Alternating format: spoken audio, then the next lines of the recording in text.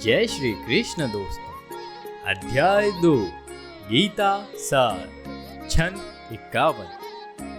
कर्मजं बुद्धि युक्ता फलम त्यक्त्वा मनीषिणः जन्म बंध विनिर्मुक्ता पदम गच्छन्त्य नाम्यम्। इस तरह भगवत गीता में लगे रहकर बड़े बड़े ऋषि मुनि अथवा भक्तगण अपने आप को इस भौतिक संसार से कर्म के फलों से मुक्त कर लेते हैं। इस प्रकार वे जन्म मृत्यु के चक्र से छूट जाते हैं और भगवान के पास जाकर उस अवस्था को प्राप्त करते हैं जो समस्त दुखों से परे है। तात्पर्य, मुक्त जीवों का संबंध उस स्थान से होता है जहां भौतिक कष्ट नहीं होता।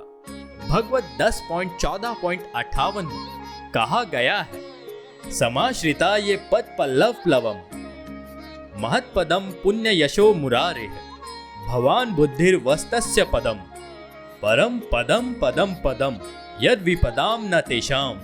जिसने उस भगवान के चरण कमल रूपी नाव को ग्रहण कर लिया है, जो दृश्य जगत के आश्रय है और मुकुंद नाम से विख्यात है, अर्थात मुक्ति के दाता है, उसके लिए भवसागर गोखुर में समाये जल के समान है। उसका लक्ष्य परम पदम है, अर्थात वो स्थान जहां भौतिक कष्ट नहीं है, या कि वैकुंठ है वो स्थान नहीं जहां पद पद पर संकट हो। अज्ञानवश मनुष्य ये नहीं समझ पाता कि ये भौतिक जगत ऐसा दुखदमय स्थान है जहां पद पद पर संकट है।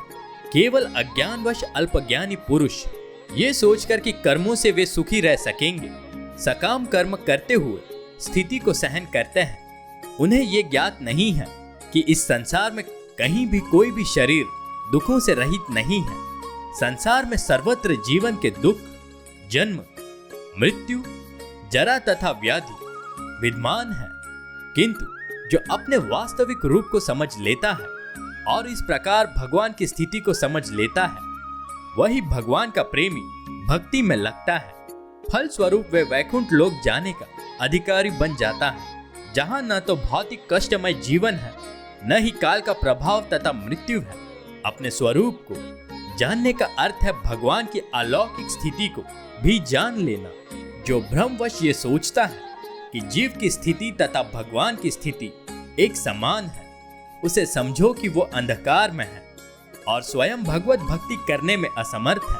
वो अपने आप को प्रभु मान लेता है और इस तरह जन्म मृत्यु की पुनरावृत्ति का पथ चुन लेता है। किंतु जो ये समझते हुए कि उसकी स्थिति सेवक की है, अपने को भगवान की सेवा में लगा देता है, वो तुरंत ही वैकुंठ लोक जाने का अधिकारी बन जाता है।